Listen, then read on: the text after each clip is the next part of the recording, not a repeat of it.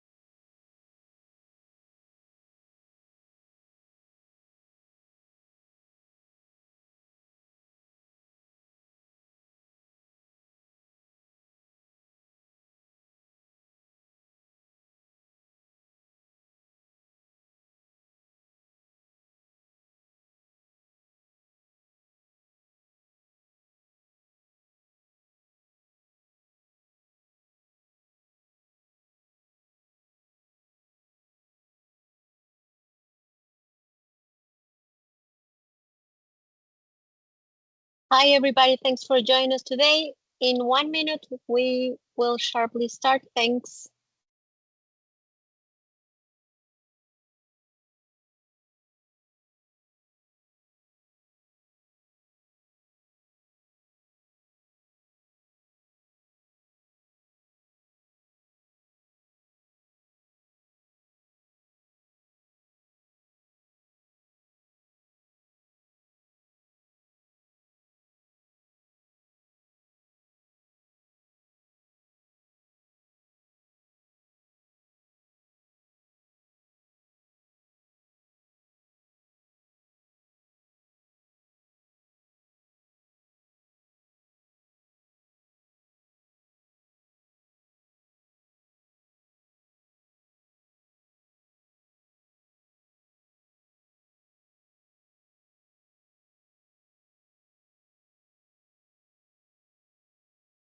Okay, so I think we're ready. Thank you everybody for joining us today. On behalf of the ISFE, welcome everyone to this month's webinar entitled A Two-Pronged Strategy Towards an Effective Food Waste Reduction and Sustainable Food Circular Economy by Professor William Chen from Nanyang Technological University in Singapore. I'm Viridiana Tejada, and together with Enrique Martinez, we are very honored to introduce our speaker. Professor William Cheng is a Michael Famendo Professor and Cluster Leader of the Food Research Systems at Nanyang Technological University in Singapore. He is currently Director of Future Ready Food Safety Hub, a Director of the Singapore Agri-Food Innovation Lab. Professor Chen's food tech innovations and his perspectives on food safety and food circular economy have been regularly covered by major local and international media outlets. He is an advisor and consultant to overseas universities, Singapore government agencies such as Singapore Food Agency, food industry, and various international organizations such as the FAO and the WHO. So, before we start, please remember to mute your microphone during the presentation. If you have questions through it, you can write them on the chat so that you do not forget them. And please remember that at the end of this session, in order to allow you the microphone, to open your microphone, we need you to raise your hand for the question. So again, thank you so much, Professor Chen, for being here with us. It's a pleasure to have you, and the audience is yours. Hello, good morning, everyone. Thank you, Professor Viridiana, for the kind introduction. It's an honor for me to be here. I just came back from Monterey at the invitation of Professor Verdi not long ago.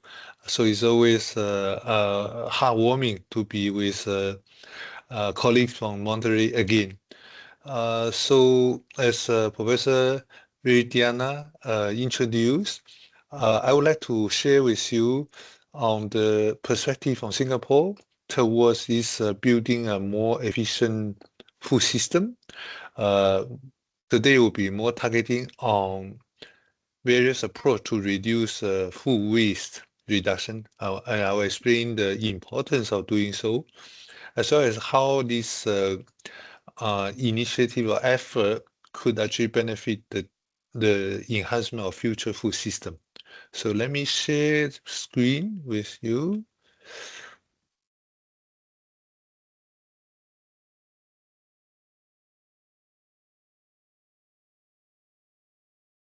Can you see the screen? Yes, good. Okay. Yes. This is a building in my university that I hope some of you will have an opportunity to come. But I'm sure there will be a lot of opportunity because Professor Betty and I are initiating some researcher exchange program between our two institutions. Mm. Okay, so this is a little bit of sort of guide toward to my talk. So I will first explain the current food system and the future trend. What are the constraints? I think in peacetime we are so used to having available and affordable food around us. In Mexico, just like in Singapore. Um, I mean, maybe there are, for Mexico is such a big country, so there may be some distribution, access to food for maybe rural areas, but by and large, in peacetime, people do not really worry about food. But now, with a lot of changes in the environment, the food system is changing too. In a sense, is less secure, more fragile, and more vulnerable. Um, these environmental changes may include the COVID-19 that impact the whole world. Now we see the geopolitical tension and the conflict in the some regions around the world also are showing impact on the food supply chain, including farming practice like fertilizer, the distribution of fertilizer or supply of fertilizer. And all these challenges actually are forcing us to look at the current food system again to see how we can enhance the current food system.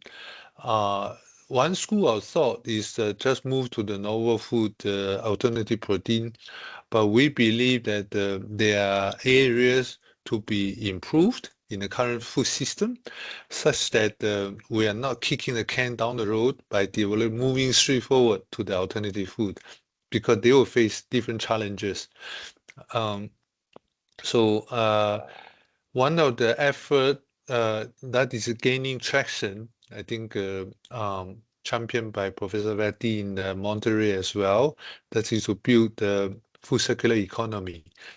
What is actually food circular economy? I will explain a little bit later, but I'm sure most of you are aware that the current food system is very much linear and not so efficient in long run. I will also share the Singapore perspective, because Singapore, although it's a small city state, it actually represents the microcosm of the global situation. I will explain to you why. And at the end, I will also share with you how our effort in reducing food waste and create this food circular economy will make the current food system more efficient, as well as make connection with the future food system, overall will achieve a sustainable future food system. Okay, so as I said, I'm not sure whether you can see the cursor, but if you look at this is a Singapore situation. There are three main challenges for Singapore food security matter. If you look at the left-hand side, there are the panel of three images. These represent the evolution of the farming land in Singapore. At the top of the panel, you see more green area. The green area indicate the farmland space. The first image is actually about when we first gained independence in the mid-60s.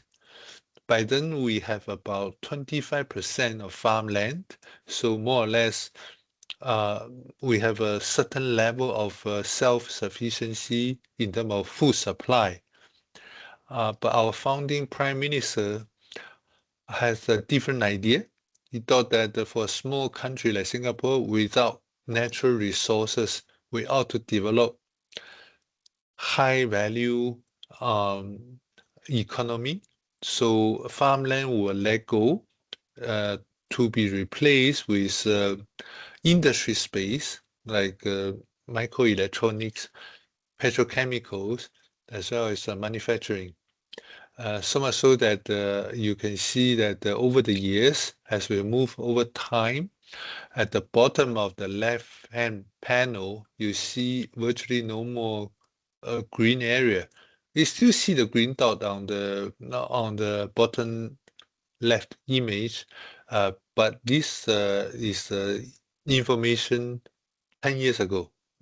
As to summarize the situation on the farmland, a small country like Singapore, we have a 700 kilometer square, and 1% of these 700 kilometer square is allocated for farming.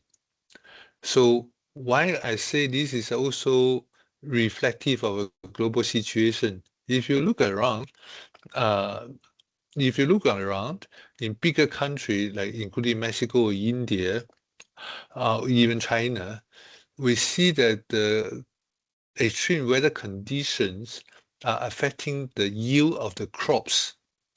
And more farmers also are moving to the urban area.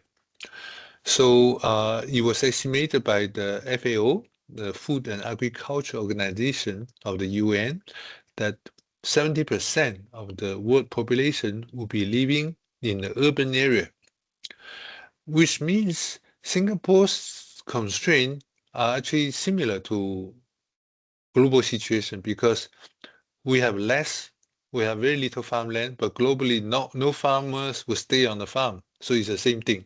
So this is the first challenge. Second one is food waste. What is a food waste situation globally? It was estimated that 30 to 50% of the food agriculture produced either from the farm or after consumption go to waste. So this is clearly not a sustainable situation because to produce food, we need energy, we need water, we need a lot of resources.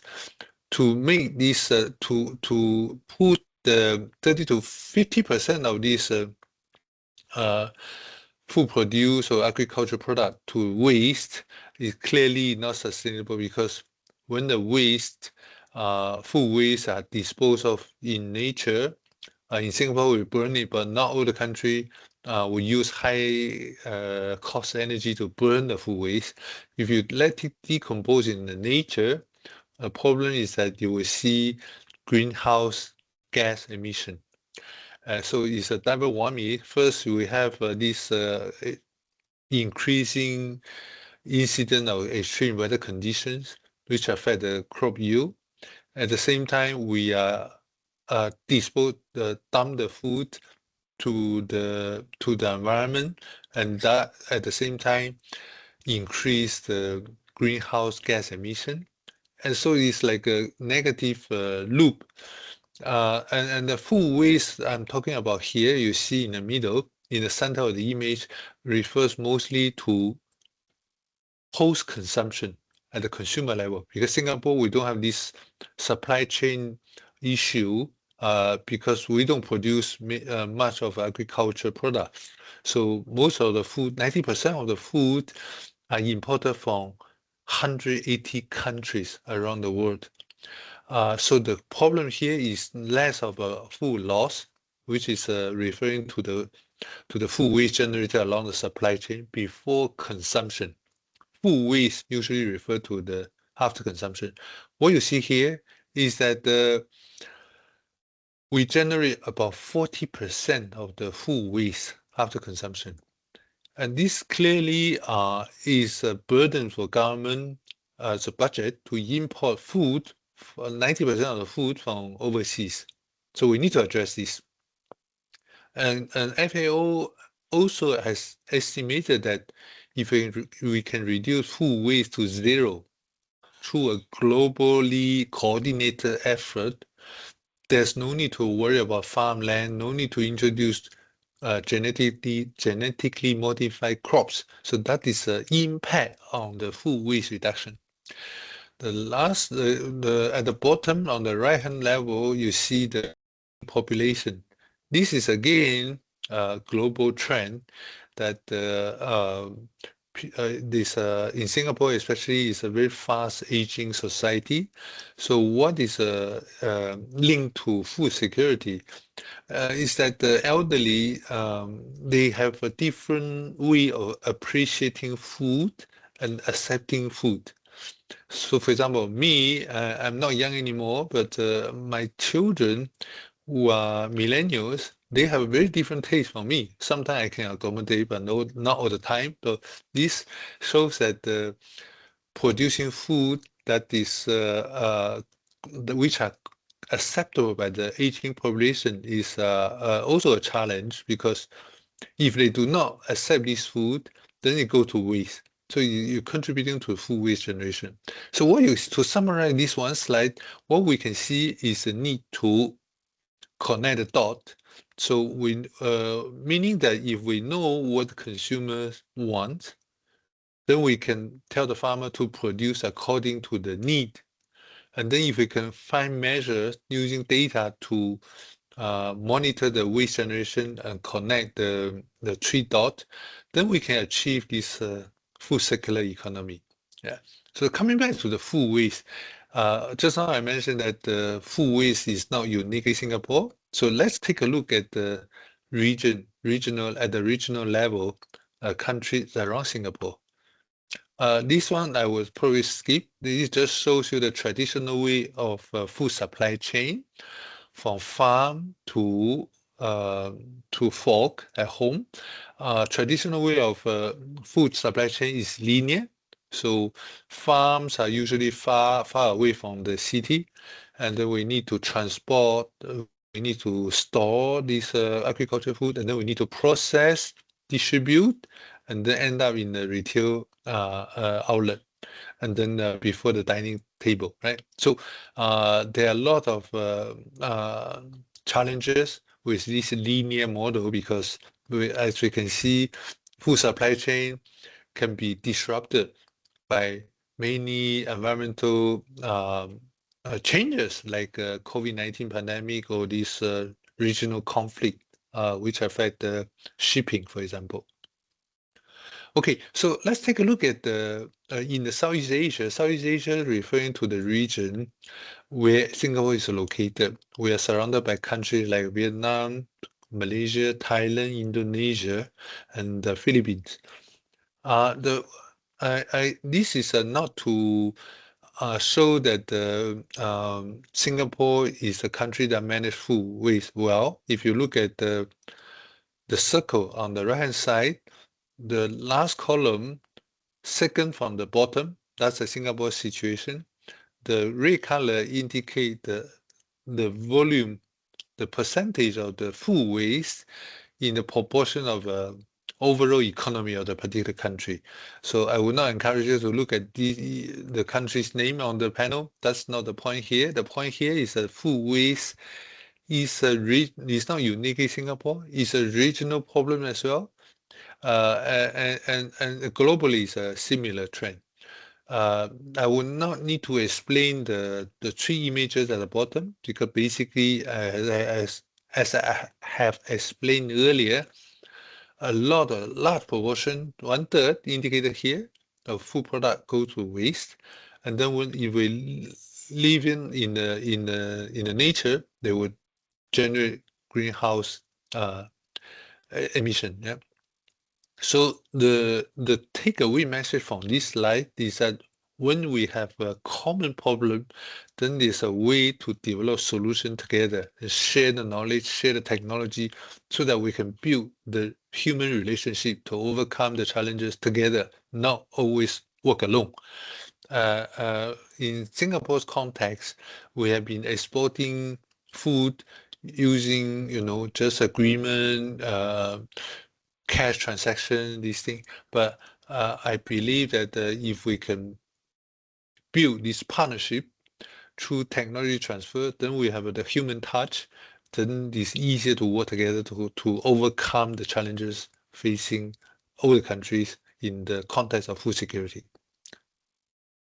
Okay, these are some of the opportunities in terms of food waste reduction. So there are two key points among this quite heavy slide. First, when we talk about food waste reduction, we talk about upcycling, recycling. Recycling is no longer the way to go.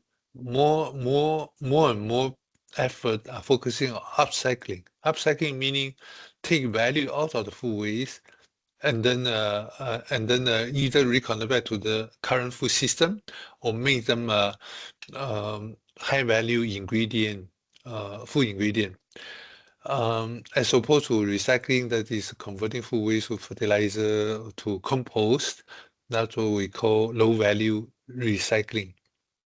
But in our view, upcycling, reducing food waste through upcycling is fighting the fire from the edge. We should also find ways to reduce the generation of food waste at the source. That's far more important in our view. But when we take the two-pronged approach or strategy, then we really achieve the overall food waste reduction. Yeah. And then obviously food circular economy also help us to build the resilient food system.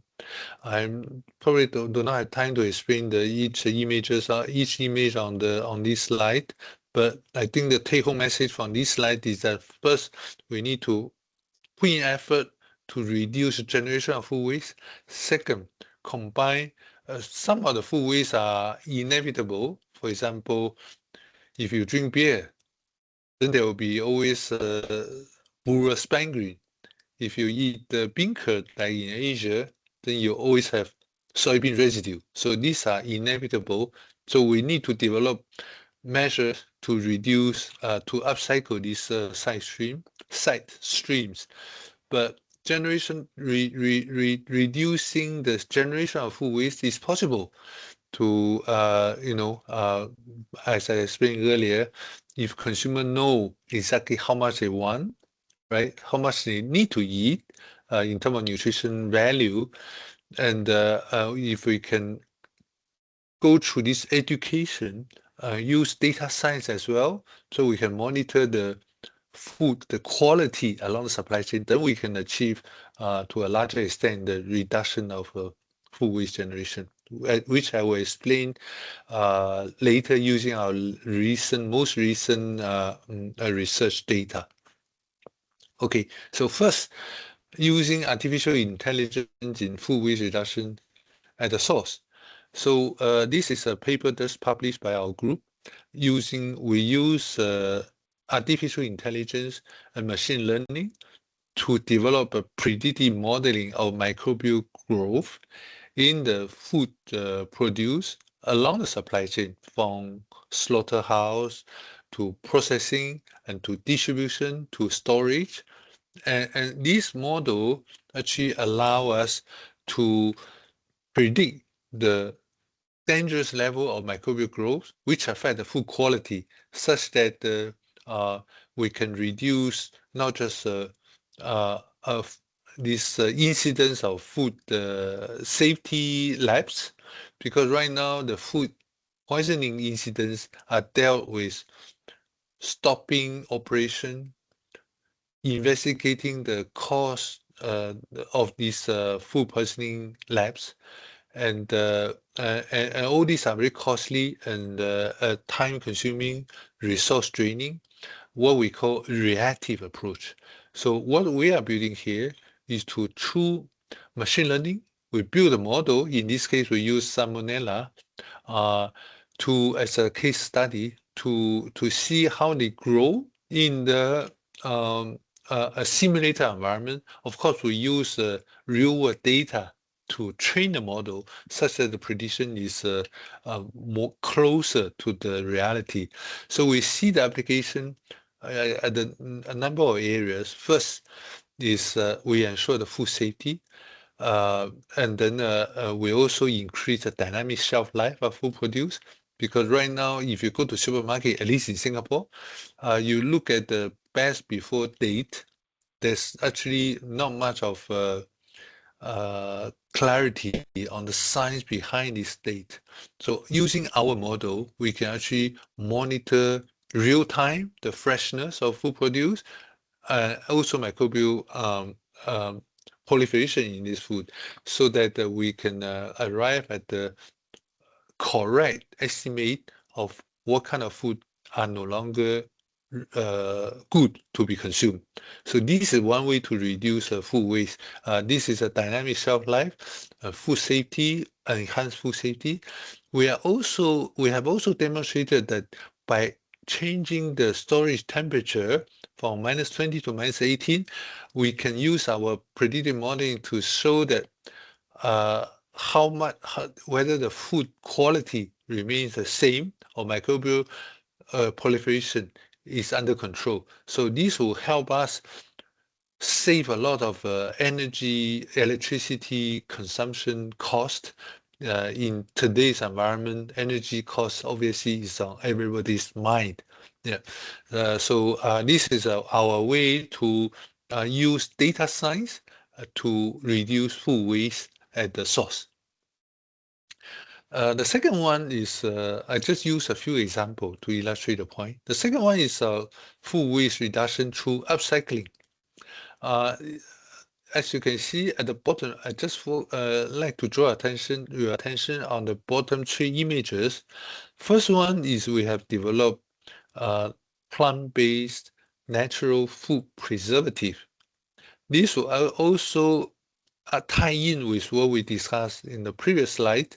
It, it will actually prolong shelf life of food produce, as we have shown in our studies, which have been published some years back in Food Chemistry, sister journal to Food Chemistry Advances.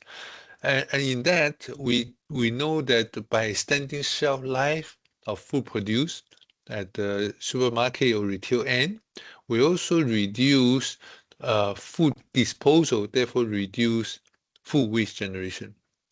The middle, the bottom three images at the center is actually our effort for more than 10 years on upcycling soybean residue. So we use solid state fermentation to recover nutrient from this side stream.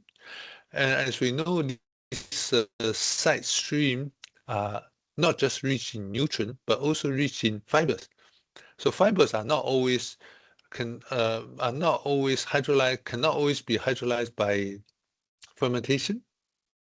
So the remaining residues of these side streams, which are rich in fiber, have been converted in biodegradable packaging material that you see on the bottom right corner. So what do we do with this nutrient recovered from this side stream through upcycling? So I mentioned that food circular economy. So what we do is a number of applications. First is to connect back to the current food production system, so to reduce the cost. How do we do that? As we know, when we make beer, I'm not alcoholic, but just beer is very common, so everyone can relate to it. So when we make beer, we need the yeast, and the yeast need to be cultured. So our nutrient recovered from these side streams can replace yeast culture medium, therefore reduce the cost by about 90%. So this is one example. Second example is that this nutrient can be recovered from the side stream, can be used as an emulsifier. So for that, you will see in the next slide, we have created this very interesting product called plant-based mayonnaise. What we have replaced is actually the egg yolk used in the common mayonnaise. And mayonnaise, the egg yolk in it actually serve not just a nutrient, additional nutrient, it's not just serve as a nutritional ingredient, but more importantly, it actually serve as an emulsifier.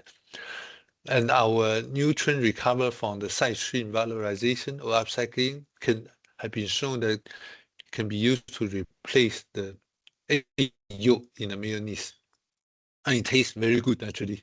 The journalists would have tasted it, give us 95 out of 100 marks. Okay, so this is I wanted to illustrate my point. So on the left-hand side, you see the process of making this yeast grow using this in the brewery industry. First, you have barley grain. Through germination, they would provide the nutrient for the yeast to grow, right? And then at the same time, you generate a lot of barley spine grain. Traditionally, I think in bigger country, maybe in Mexico, including Mexico, you can use it as animal feed. But in Singapore, we only have 3 chicken farms, so there's no animal farm because we have no farmland. So what do? We burn it or we send to other countries which have animal farm. But this is not the very efficient way of dealing with the food waste. So what we do is use our similar technology platform, the solid state fermentation. We recover nutrient from this fermented product, and then this can be used as a yeast culture medium. So this is what we do is about reducing the operation cost of producing food in the current food industry. The second one is I see on the newspaper report, the Straits Times is a major mainstream newspaper in Singapore. You can see that we have produced this emulsifier from the upcycling effort to replace the egg yolk in the mayonnaise. So to summarize what I've shared so far, we have seen that food waste can be reduced at the source, right? The generation of food waste can be reduced.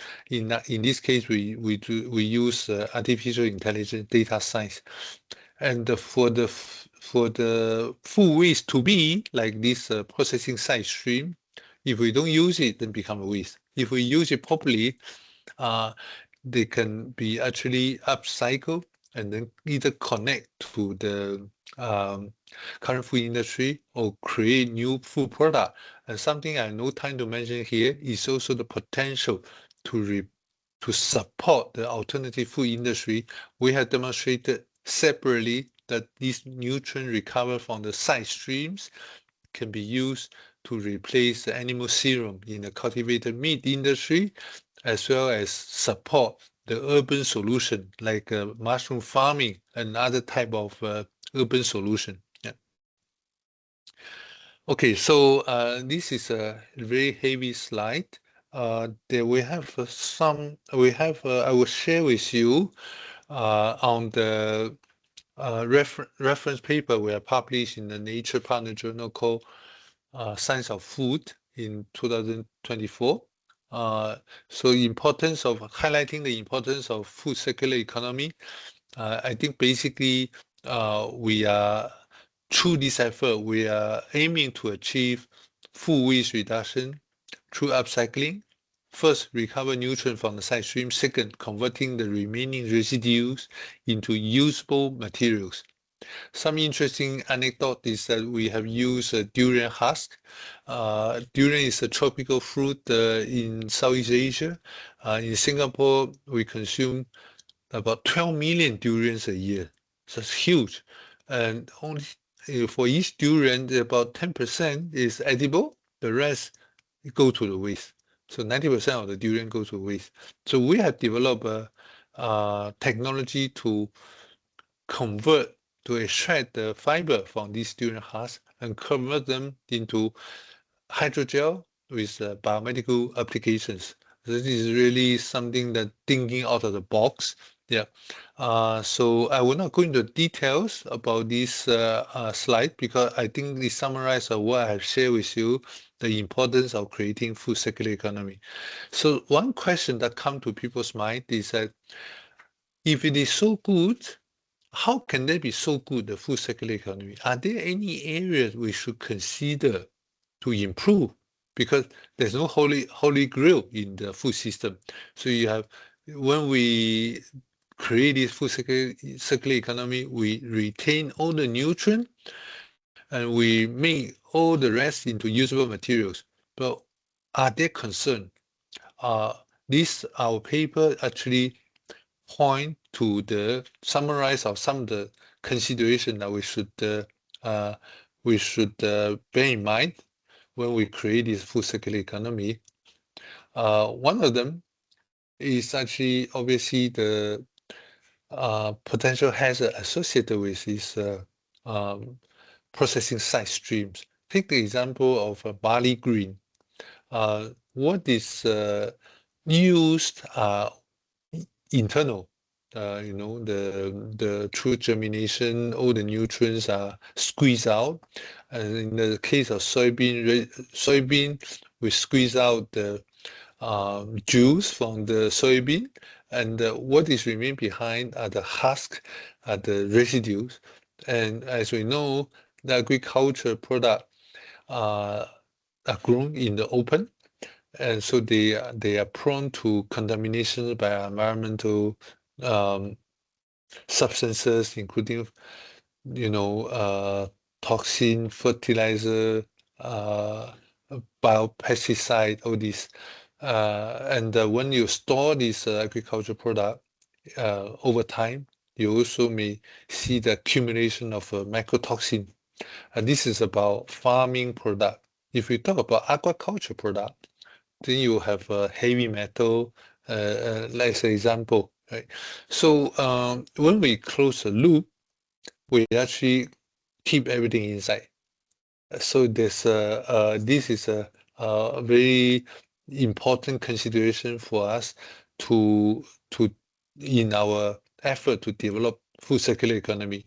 Now, this table summarizes some of the potential environmental hazards which are associated in these side streams or byproduct, uh, which are increasingly being used to retrieve nutrient and then enhance the current food system. So we need to bear in mind, I will not go into details. You can see the paper, the reference paper at the bottom of the slide. We propose a very complicated slide, but I should have simplified this slide. Basically, the idea here, takeaway message from this slide is that we need to consider how to ensure the safety, food safety when we develop this upcycling and the food waste reduction. Yeah, and we know, for example, allergenicity can be actually reduced through fermentation. And there are some other possible ways that can be used to mitigate these potential hazard associated with the side streams, which I may explain in another webinar if I have the honor to be invited again. Yeah. So these are the some we have so when we talk about this side stream upcycling, there are many studies have been done, which have been done already. I think all the references are actually can be found in our paper at the bottom of this slide. And what I would like, because I was told to keep it short within 40 minutes. So here comes to the conclusion. I don't like to read my slides, so I will summarize in a more casual way, informal way. So I hope that you have seen through my presentation a few points. First, current food system is linear, is subject to impact from the environmental changes, which would make this current food system very fragile and less predictable and less efficient. Without these environmental changes, we also know that there are inborn problem, that is a food loss, referring to before consumption, and food waste after consumption. So increasingly, people are moving towards addressing these gaps.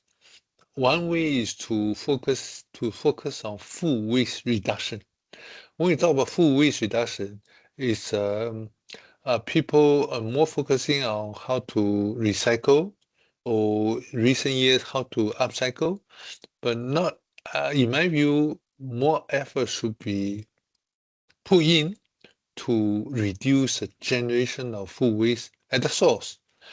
For that effort, we have developed this AI and machine learning initiative to use data to monitor, predict the microbial growth in the food supply chain. And this will help us achieve a number of objectives, including energy saving, enhancing food safety, and more importantly, reduce the food waste generation at the source. So this one effort. As my title suggested, a two-pronged strategy. The second one is how do we deal with this food waste, which will be generated even regardless of our effort in reducing food waste at the source. For example, byproduct from the food processing. That can be farming product like soybean residue or barley spine green. It can be seafood, processing side stream, fish bone, fish skin, fish head, and so on. There are many technology. I think Professor Betty has also vast experience in this area to take nutrient out of this side stream to reduce this food waste to be. When I call it food waste to be, is because if we don't recover nutrient, they become waste. If we maximize the utilization, then they become a resource, not a waste. So through the upcycling as an effort, we really create this food circular economy because ideally is a zero waste processing, we call it. So this effort would not only help us to reduce current food production cost, as I share with you on how we use this nutrient recovered from the side stream to replace the yeast culture medium, and also support the development of urban solutions in the cultivated meat industry as well as urban farming. And so you can see that when we combine these two approaches, they become very synergistic and powerful towards food waste reduction.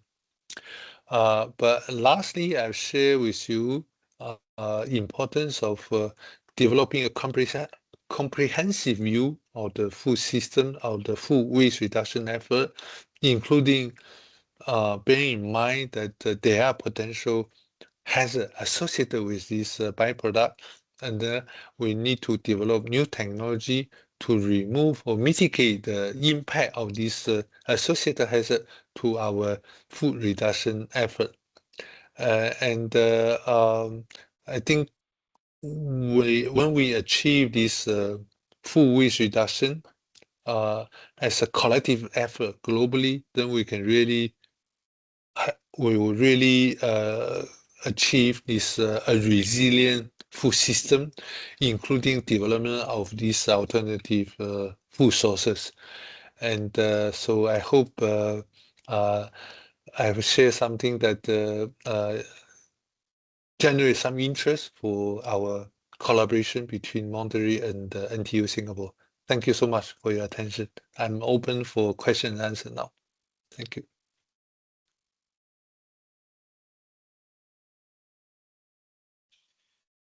Thank you so much, Professor, for sharing this amazing presentation and all of this knowledge that's within. So we can now start with the Q&A session. Remember that to do a question through your mic, you should raise your hand so we can allow you to turn on your microphone. Or you can also write down the question through the chat or the Q&A, and I will read them to the presenter. So just let me see, because I believe there's a question here at the Q&A. So Fernando just asks, good morning, Dr. Baining. You mentioned potential hazards like toxin accumulation in soybean husks and heavy metals in aquaculture. Do you think current food safety regulations are flexible enough to support innovation in upcycling? Thank you very much, Fernando Salazar. Thank you so much for this very important questions. What we are developing at the same time as Professor Viridiana introduced me at the beginning, I'm also driving Singapore Food Safety, Future Ready Food Safety Hub, through which we are developing next generation food safety risk assessment using new approach methodologies. That is animal-free testing of all these potential hazard. The key word here is a hazard. Hazard is not necessarily a risk. So through our new generation food safety risk assessment framework, we can test whether this potential hazard can be actually a risk, or they are just harmless, less harmful substances. So this framework include in vitro testing and exposure and exposure assessment and so on. So I think we are still at the early stage of this investigation. That I hope to be able to share with you more next time. Thank you. Thank you. We have another question at the Q&A, just because I cannot see any raised hands so far. Mm, But yeah. the next question is, may I know the current food waste generated in Singapore? Also, what kind of initiatives the Singapore government is taking to reduce food waste, considering that food is important from abroad? Okay. Uh, so in Singapore, the food waste generated after consumption is about 2 bowl of waste per person per day. A bowl is equivalent to the plate in Mexico, right? So you use plate, we use a bowl. If we consider Asian diet, we have about we consume about 3 bowl of food, breakfast, lunch, dinner. Then if every day we generate per person, we generate 2 bowl of food waste. That's a lot. That's 40% food waste generated. One problem associated with this food waste generation in Singapore, I see is that we do not know how much is enough. And the restaurants are open, not necessarily restaurant, but places you can find food are open for long hours. They operate for long hours. Sometimes after midnight, you can still find food easily. And food is largely available and affordable in Singapore. And so people enjoy eating. So we don't have a huge mountain or beautiful lakes to go around. We don't have many museums also to visit. So eating become our common enjoyment, and people enjoy eating. In the hot weather, they just stay in a cool place and enjoy eating. So food waste generation is a very serious challenge that we need to address. First, through education, we need to know, the consumer need to know how much is enough. Yeah. If you go to Europe, they go to restaurant, you will see. I'm sure maybe in Mexico too, the number of calorie associated with each dish and optimum daily nutrition intake in terms of kilocalorie is also indicated on the menu. So this subconsciously build awareness of how much is enough. Yeah, but I also believe that not just looking at these numbers, but also need to know that the eating must truly translate it into benefit for the consumer health. So I'm a strong proponent of encouraging people, consumers, to develop physical exercise, physical activities to translate this nutrient intake into the health benefit. Because if you sit there day in, day out, you eat more nutritious food, may not be a blessing, because that may also be contributing to the maybe onset of some chronic diseases, because the nutrients so rich, you don't move, then you stuck in your body. Yeah. So I believe there's a value chain from food production to nutrient intake and to health benefits. So have to all link together. Yeah. Thank you. We have some more questions, which is Oh really wow. nice. Next question comes from Ricardo. Uh, Thank you for your presentation, Professor. I was wondering which strategies have your group been following for the data gathering for your AI/machine learning predictive models for ensuring that the best information is being considered. Wait, I'm reading the question. For your perspective, the main purpose of new uh, is to. Oh. It's a No. bit lower. Okay. Yeah, yeah, yeah. Yes. This is packaging, is it from Manuela? No, it's not from Manuela. No, it's Mm, on the Q&A. Ricardo. Yeah. Yeah, Ricardo. Okay, okay. Uh, is it the Ricardo I know? Uh, oh, yeah, thank you for your present. I wonder which strategy you have. Ah, okay. Where do we get the data, right? Our data is gathered from our industry partner as well as the published data. Yeah, so it's all combined together. So we have about, if I'm not wrong, between 70,000 to 100,000 data point. So it's not like everything we just based on lab condition. It's from the real world data, yeah, for the machine learning. Yeah. Professor Viridiana also have a question. Yeah. I'm gonna read it out loud. Yeah. In Singapore, what are the motives or drivers as public and private partnerships to participate in research? In Mexico, we normally find this very hard unless they have a particular interest. Is there some government support? Uh, Good question. I think globally is similar. That all the government will want to support this research translation into something that are impactful for the society. Uh, but I guess this is a gap in communication between the innovations and the industry off-takers. We have been fortunate in this space because for some reason, food innovation in Singapore always attract a lot of attention. So media attention. Every time we have something, they will be go to the newspaper, TV show.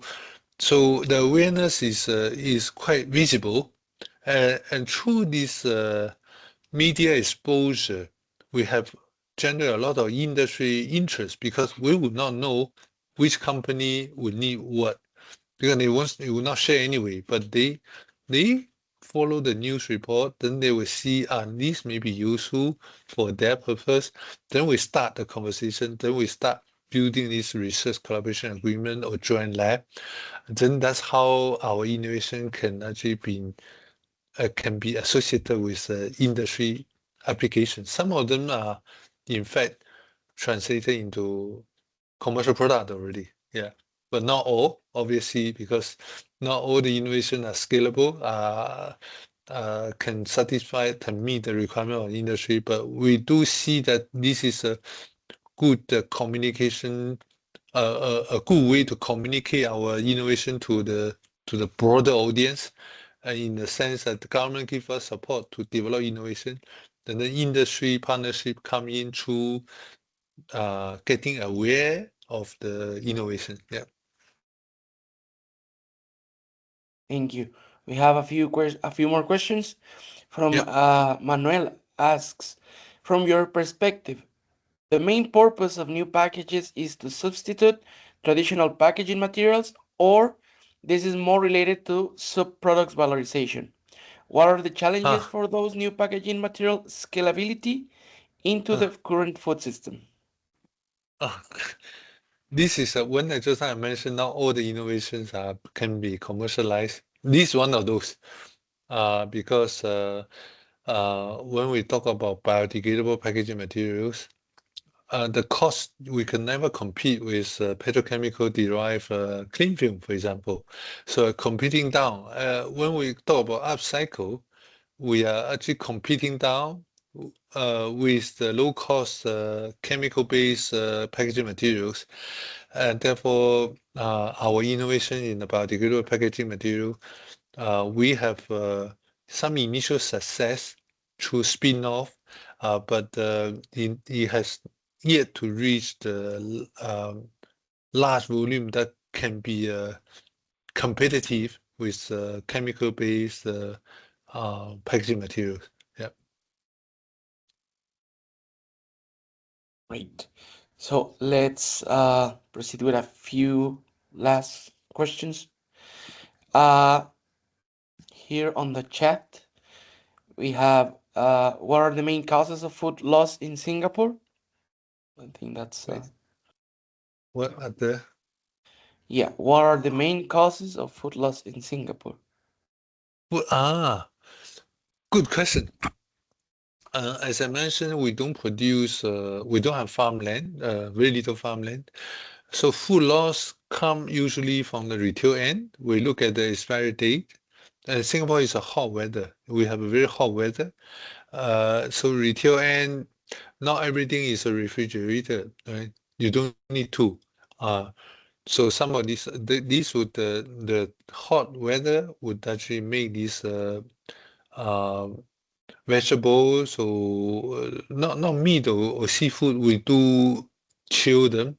So in seafood, for seafood and meat, we have this refrigerated condition to prolong the shelf life. But when we talk about fruit and vegetables, so they are exposed to ambient temperature. So this is some of these a contributor to the food loss generation. But there are more than that. If you look at the labeling on the supermarket, at the supermarket retail end, you see loaf of bread, they have an expiry date. As I mentioned, uh, there's no clarity on how this date has been determined. Sometimes it's pure estimate.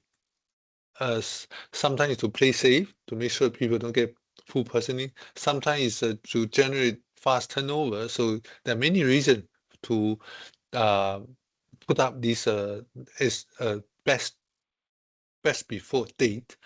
But what we are developing here through my presentation is to use data, use machine learning to give sense on the best before date.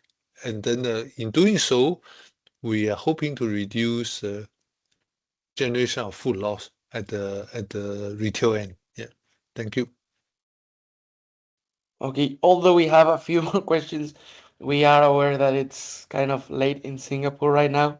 We don't want you to take more of your time.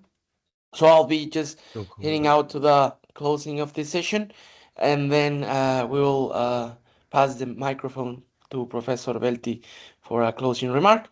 So thank you once again, Professor Chen, for this exciting talk, and thank you all for attending this webinar.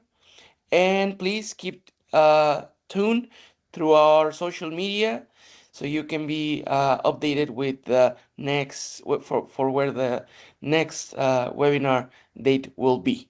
So Professor Jorge, just let me Yeah, yeah. yes. Thank you very much, Professor Chen. I understand It's an honor. right now is 11 and 11 the p.m. 9 Yeah. o'clock in Singapore. And Yeah. thank you for your presentation, fantastic presentation, the different topics, the different kind of research activities that you are developing, the concepts. One of them, in the summary, very important, food security is more than the just primary production. Very, very important. And other very important concept is urban solutions, thinning urban solutions to resolve this problem of byproducts or waste or any any case.